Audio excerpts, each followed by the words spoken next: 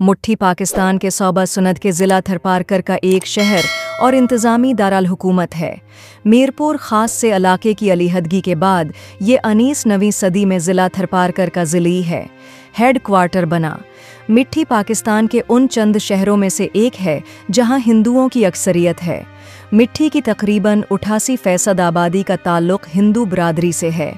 हिंदू और मुसलमान दोनों मबीना तौर पर अमन से रहते हैं और मजहबी अदम रवादारी की कोई इत्तला नहीं है। मिट्ठी को अब थरपारकर ज़िला का दिल समझा जाता है, जिसमें माशी और समाजी सरगर्मियों में बहुत ज़्यादा इजाफा हुआ है। थरपारकर ज़िला भर से लोगों की बड़ी तादाद शहर में मुंतकिल हो गई है।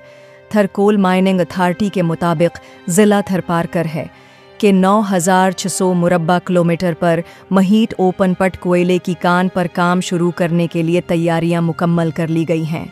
175 बिलियन टन कोयला दुनिया के कोयले के 5वें बड़े ज़खायर दस्तयाब होने का तखमीना है।